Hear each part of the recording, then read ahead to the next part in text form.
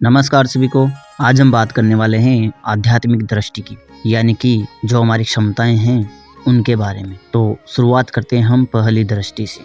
अध्यात्म के मार्ग पर आने पर पहली दृष्टि जागृत होती है भाव दृष्टि, जिसको श्रद्धा दृष्टि भी कहा जाता है। यानी कि हमें जिस देवी देवता पर, भगवान पर विश्वास है, वह हमें यह दृष्टि देते हैं, जिसको बोला जाता है श्रद्धा दृष्टि। अधिकतर व्यक्ति इसको भाव दृष्टि भी बोलते हैं और हमारे इधर तो इसको सरोधा बोलते हैं। यानी कि वो श्रद्धाई था लेकिन उसका रूप बदल दिया तो वो सरोधा हो गया। तो पहले शुरुआत में मिलती है सरोधा दृष्टि, यानी कि व्यक्ति अपना तथा दूसरों का भूत, वर्तमान और भविष्य पता कर सकता है, लेकिन कन्फर्म नहीं होता है, इसलिए वो बता नहीं सकता।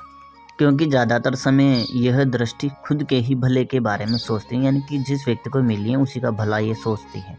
यह दृष्टि व्यक्ति को आने वाले खतरे से या होने वाले नुकसान से बचाने का कार्य करती है। कोई ऐसा लगता है कि ऐसा हो सकता है, ऐसा लगता है, मतलब कंफर्म नहीं पता होता उसको, लेकिन लगता है कि ऐसा हो सकता है और हो जाता है, यानी कि उसको सरोधा आ जाता है, यानी कि भाव आ जाता है। तो ये होती है पहली दृष्टि, भाव दृष्टि।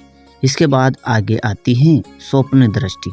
स्वप्न दृष्टि यानी कि आपको स्वप्न के माध्यम से ज्ञान प्राप्त होगा। वह वर्तमान का भी हो सकता है, भूतकाल का भी हो सकता है, भविष्य काल का भी हो सकता है, किसी ग्रंथ का भी हो सकता है, किसी गुरु के दर्शन भी हो सकते हैं, किसी देवी देवता से वार्तालाप हो सकती है, बातचीत हो सकती है, यानी कि कुछ भी ज्ञान हो सकता है एक स्वप्न दृष्टि के माध्यम से। इसके बाद अगर हम आगे बढ़ते हैं तो फिर व्यक्ति को आंतरिक दृष्टि प्राप्त होती है, जिसको पहले भी समझा चुका हूँ मैं, जिसको प्रज्ञा बोला जाता है, आत्मिक दृष्टि बोला जाता है। आंतरिक दृष्टि में व्यक्ति आंखें बंद करके वर्तमान को देख सकता है, ये इसमें रहता है, यानी कि आप वर्तमान को आप आंखें बंद करके देख सकते हैं। यह आंतरिक दृष्टि की क्षमता होती है। इसके आगे अगर हम बढ़ते हैं तो व्यक्ति में आती है ज्ञान दृष्टि। ज्ञान दृष्टि यानी कि उसे विशेष ज्ञान की प्राप्ति होती है। वह एक सामान्य वस्तु को देखकर भी उसमें से भी कुछ ना कुछ रहस्य निकाल सकता है। ये होती है ज्ञान दृष्टि, यानी कि व्यक्ति को अनुभव हो जाता है, किसी चीज को देखने पर अनुभव होता है,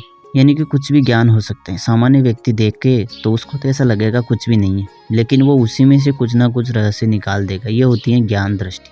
और इस दृष्टि के जागरण के बाद व्यक्ति को अलग अलग आयामों की यात्रा देखने को मिलती है, यानी कि वो बैठा तो एक ही जगह रहता है, लेकिन उसे अलग अलग अनुभव ज्ञान दृष्टि के माध्यम से।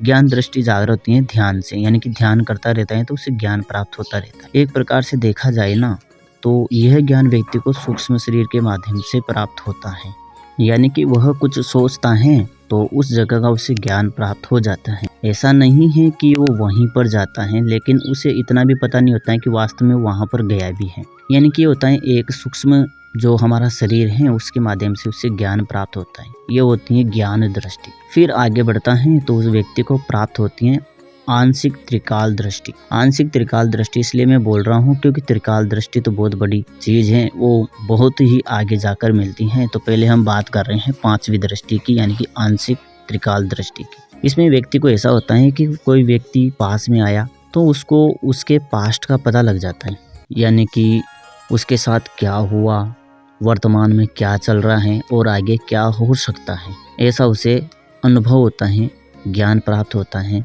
जैसे ही कोई व्यक्ति सामने आता है पूछने के लिए तो उसे वर्तमान, भूतकाल और भविष्य काल आंशिक रूप से प्राप्त होता है, लेकिन उन टुकड़ों में होता है तो इतना वो समझ नहीं पाता है। लेकिन फिर भी वह पास्ट को और प्रेजेंट को आसानी से बता देता है, क्योंकि पास्ट और प्रेजेंट तो कहीं ना कहीं पर तो दर्ज है, इसलिए वो पकड़ लेता है और बता देता है। लेकिन भविष्य की जो चीज होती है वो टुकड़ों में दिखाई देती है तो समझ में नहीं आता, क्योंकि अगर पास्ट को एनालिसिस करे ना तो फिर वो भविष्य को सही से बता सकता है। आगे मिलती है आंशिक दिव्य दृष्टि, यानी कि छठी जो दृष्टि मिलती है वो होती है आंशिक दिव्य दृष्टि।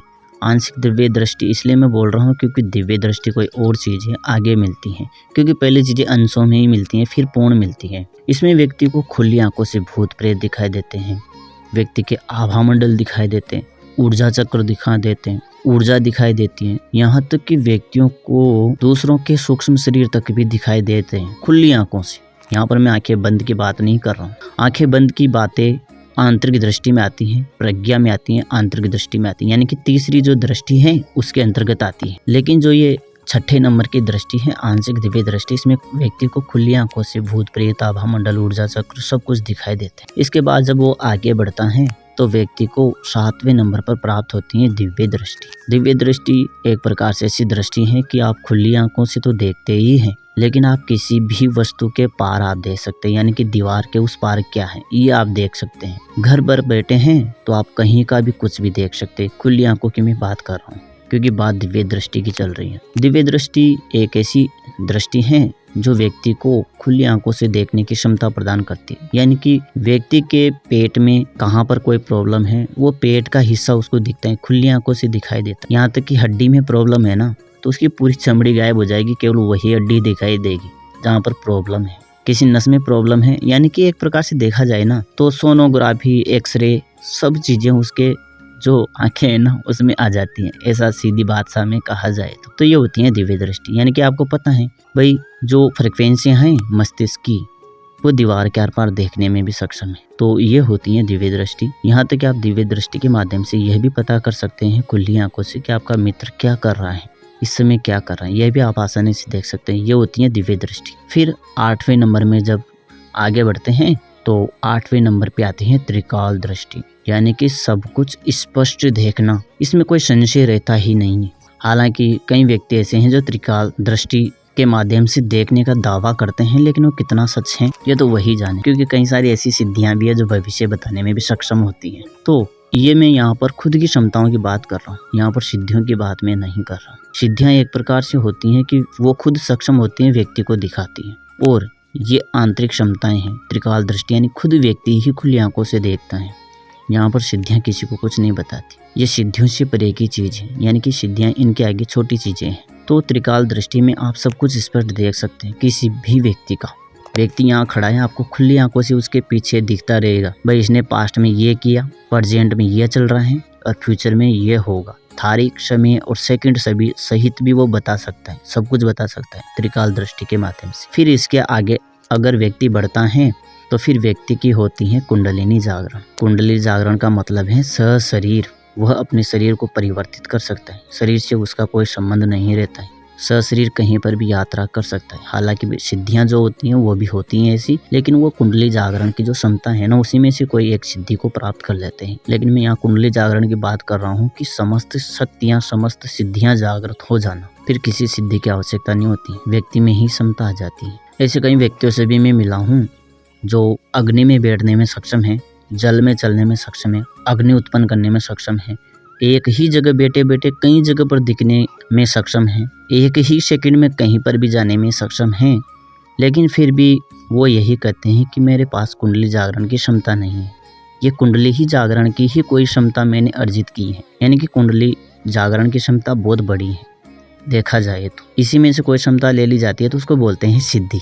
फिर इसके बाद जब आगे बढ़ते हैं तो फिर होती है परम तत्व की प्राप्ति। ये मैं शक्ति मार्ग की बात कर रहा हूँ। भक्ति मार्ग में तो बीच में कोई दिव्य दृष्टि, स्वप्न दृष्टि, ज्ञान दृष्टि, आंशिक दिव्य दृष्टि, त्रिकाल दृष्टि जानने की कोई आवश्यकता नहीं है। व्यक्ति सीधा जीरो से ना हीरो बन जाता है भक्ति मार्ग में तो, यानी कि उसे सीधे ही परम तत्व की प्राप्ति हो जाती है। उसके पास सिद्धियां तो होती हैं लेकिन उनको यूज करना आता नहीं है, यूज करने के लिए फिर वही शक्ति मार्ग में आना पड़ता है।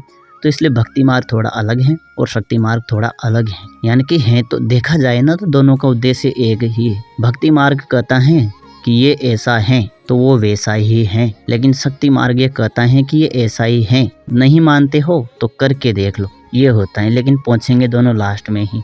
भक्ति मार्ग में ये है कि आप एक ही दिन में पहुंच सकते हो भक्ति मार्ग, लेकिन शक्ति मार्ग में आपको कई साल लग जाते हैं उसी जगह पर पहुंचने में, क्योंकि आपको बता दिया ना गुरु ने भाई ये ऐसा है, क्योंकि उसने पहले शक्ति मार्ग का ही तो चुनाव करके देखा होगा ना, इसलिए तो उसको पता है ना भाई ऐसा होता है। यानी कि एक प्रकार से देखा जाए ना तो गुरु हर चीज को अनुभव करके फिर मुख्य चीज बताता है व्यक्ति को। ये होते हैं भक्ति मार्ग और शक्ति मार्ग में थोड़ा अंतर। तो ये शक्ति मार्ग की ही चीजें मैं यहाँ पर बता रहा हूँ। तो आप व्यक्तियों को समझ सकते हैं इन चीजों के आधार पर कि कौन सा व्यक्ति कहाँ पर पहुंचा है। ये बातें मैं इसलिए बोल रहा हूँ क्योंकि अधिकतर बातें कुंडली जागरण की जाती तो थोड़ा अजीब लगता है। जब व्यक्ति इतनी कुछ चीजें करने में सक्षम है फिर भी वो बोल रहे हैं कि मेरी कुंडली जागरण नहीं है, तो मतलब कैसे हम मान ले फिर दूसरों की भाई हमारी कुंडली जागरण है। पहले भी ऋषि मुनियों की कुंडली जागरण थी कईयों की, यहाँ तक कि वह सशरीर भी ना दूसरे लोक में चले जाते थे, इतनी क्षमताएं थी उनकी, तो हम बोल सकते हैं कि कुंडली जागरण थी। लेकिन अभी वर्तमान में भी ऐसी क्षमताएं हैं लेकिन वो सिद्धियों के बल पर जाते हैं। अब जो इस क्षेत्र में अधिकतर ज्ञान रखते हैं तो उन्हीं से मैंने पूछ कर बताया है, इसलिए मैं आपको बता रहा हूँ। उन्होंने वो चीज़ें प्रत्यक्ष करके देखी है, तब मैं मानता हूँ। ऐसे ही मानता नहीं हूँ किसी चीज़ को, क्योंकि मैं थ्योरी पे नहीं, मैं अनुभव पर विश्वास करता हूँ। पहले भी तो मैं भक्ति मार्ग में था ना, शक्ति मार्ग में आने का कारण यही था। मैं चीज़ों को समझकर फिर अनुभव करके फिर मानता हूँ कि हाँ ये ऐसा ही होता है। तो आशा करता हूँ आपको जो आध्यात्मिक दुनिया की शक्ति मार्ग की जो दृष्टियाँ हैं उनके बारे में समझ में आया होगा। लेकिन ये तो सिर्फ जानकारी मात्र है ना, हमारे किसी काम की नहीं। क्या करेंगे हम इस ज्ञान को लेकर, इस जानकारी को लेकर? क्या काम पड़ेगा हमें कि दृष्टियाँ इतने प्रकार की होती है? कहीं पर पूछा जाएगा क्या? नहीं पूछा जाएगा। लेकिन बात यहाँ पर अब आती है कि इन दृष्टियों को कैसे जागृत करें। अब जहाँ पर बात दृष्टि की आती है, भले कितने ही प्रकार बता दिए गए हो दृष्टि का, लेकिन मूल रूप से देखा जाए ना तो एक ही चीज है। दो आंखें तो ये हैं और एक और आंख है जिसको बोला जाता है तीसरी आंख। अब आप यहाँ पर थोड़ा सा सोचेंगे, थोड़ा सा दिमाग लगाएंगे। सबसे पहले अपने दिमाग में एक सवाल पूछिए कि तीसरी आंख किसके पास है।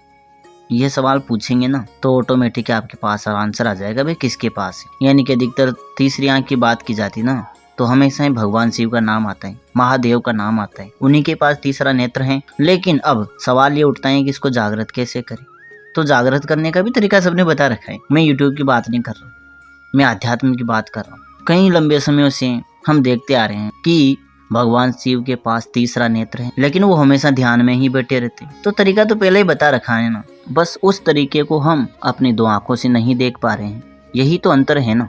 लेकिन अगर मैं कहूँ कि वह तरीका तो सबके सामने है, कई सालों से चला आ रहा है, सब देख रहे हैं, डेली देख रहे हैं, हर रोज देखते हैं, लेकिन पता नहीं चल रहा। पता क्यों नहीं चल रहा? ज्ञान दृष्टि होनी चाहिए उस चीज को पकड़ने के लिए, बस थोड़ा सा दिमाग लगाने की आवश्यकता है ना। यानी कि तीसरा नेत्र अगर जागृत करना है ना तो आपको भगवान शिव की तरह ध्यान में ही रहना पड़ेगा। अगर आपको तीसरे नेत्र से देखना है ना तो आपको ये दो आंखें हैं ना, इसको बंद करना पड़ेगा, तभी तो आप तीसरे नेत्र से देख पाएंगे ना। ये है सीधा सा सिद्धांत तीसरे नेत्र का। बाकी दृष्टियां कितनी हैं वो तो उनके प्रकार हैं। जैसे हम किसी पथ पर चलते हैं तो पथ है, केवल रास्ता है वो, जहाँ पर अलग अलग व्यक्ति हमें मिलते रहते हैं, लेकिन जिनसे मिलना है ना वो तो अलग है ना। यानी कि मुख्य बात तो त्रिनेत्र की है, तीसरे नेत्र की ही है। भले उनके अलग अलग बता दिया हम, भाव दृष्टि है, स्वप्न दृष्टि है, आंतरिक दृष्टि है, ज्ञान दृष्टि है, आंशिक त्रिकाल दृष्टि है, दिव्य दृष्टि है, पूर्ण दिव्य दृष्टि है। ये क्या है? ये दृष्टि मीन्स मतलब क्या होता है? आंख ही तो होता है ना, आंख से ही तो देखेंगे ना, तभी तो दृश्य आएगा ना। जब दृष्टि होगी तभी तो दृश्य दिखेगा, दृष्टि नहीं तो दृश्य कहाँ से दिखेगा? लेकिन दृश्य तो हम देख रहे हैं, जिसके पास दो आंखें हैं सब कुछ देख रहे हैं, दृश्य ही तो हैं जो आंखों से देख रहे हैं वो। लेकिन इसी को हम अंग्रेजी में बोल रहे हैं, आई बोल रहे हैं, संस्कृत में बोल रहे हैं, नेत्र बोल रहे हैं। अब दो नेत्रों के अलावा हम अगर अलग बात करते हैं तो त्रिनेत्र बोल देते हैं, अंग्रेजी में थर्ड आई बोल देते हैं। लेकिन सीधा मतलब तो यही है ना कि हमें तीसरे नेत्र से देखना है भैया। लेकिन जब दो नेत्रों से आप देखेंगे तो आपको तीसरे नेत्र की आवश्यकता क्यों पड़ेगी? आपको तीसरे नेत्र की आवश्यकता कब पड़ती है? जब दो आंखों से नहीं दिख रहा हो, तभी तो तीसरा नेत्र चाहिए ना। ऐसे क्यों चाहिए? जब आंखों से दिख ही रहा है तो कोई आंख क्यों लगाएगा एक और? लेकिन वो इसलिए लगाना पड़ रही है क्योंकि हमें इन दो आंखों से वो नहीं दिख रहा है जो दिखना चाहिए, इसलिए हमें जरूरत पड़ रही है तीसरे नेत्र की। तो उसका सीधा सिद्धांत है, ध्यान करना पड़ेगा। ये दो आंखें हैं ना, इनसे देखना बंद करना पड़ेगा। लेकिन पहले ये दो आंखें तो बंद होनी चाहिए ना, तभी तो दिखेगा ना। यहाँ पर आता है आवश्यकता का नियम कार्य करता है। जब आवश्यकता पड़ेगी ना तभी हमें उस चीज का निर्माण करना पड़ता है। लेकिन आवश्यकता ही नहीं तो निर्माण क्यों करेंगे? अभी हमें दूसरे देश पर बात करनी है लेकिन समय बहुत लगता है। अब वो समय को बचाने के लिए तो मोबाइल का निर्माण हुआ ना। अगर बात ऐसे हो जाती तो मोबाइल की आवश्यकता ही नहीं थी। बस वही है, अगर दो आंखों से आपको नहीं दिख रहा ना तो आपको तीसरे नेत्र से देखना पड़ेगा। लेकिन तीसरे नेत्र से देखने के लिए सबसे पहले हमें ये दो नेत्र है ना, इनको बंद करना पड़ेगा। यही सिद्धांत है तीसरे नेत्र का। बाकी आप भगवान शिव के फोटो को देखेगा, उसमें सब कुछ समझा रखा है। ये फोटो है ना, ये फोटो नहीं है, ये ज्ञान है जो चित्रों के माध्यम से बता रखा है। बस समझने वाला समझ जाता है, वरना सबके समक्ष है ना। वो तो महादेव जी बैठे हैं, ध्यान में बैठे हैं, उनके पास तीसरा नेत्र है। किसी और देवता के तो बता देते ना वो भाई तीसरा नेत्र है। क्षमताएं तो सब में है ना, भगवान विष्णु में भी है ना क्षमता, तो लेकिन नहीं बिठा रखा उनको ध्यान में। क्योंकि जब दो आंखें बंद रहेगी ना तभी तीसरे नेत्र काम करता है, तभी तीसरे नेत्र से देख पाएंगे आप। यही इसका सिद्धांत है। बस दो आंखें बंद कर लो, ऑटोमेटिक तीसरे नेत्र आपको दिखना शुरू हो जाएगा। यही मुख्य इसका आधार है। दो आंखें बंद होगी तो तीसरी आंख अपने आप दिखाना शुरू कर देगी। और कोई तरीका नहीं है, वो अलग तरीके हैं कि कोई शक्तिपात कर दे, कोई जागृत कर दे तो वो अलग बात है, लेकिन खुद के प्रयास तो यही है। ओके, समझ में आया होगा तीसरा नेत्र कैसे जागृत होता है। फिर भी कुछ रह जाता है ना, तो आप हमें जरूर बताएं। नमः शिवाय, नमः श्री काले की।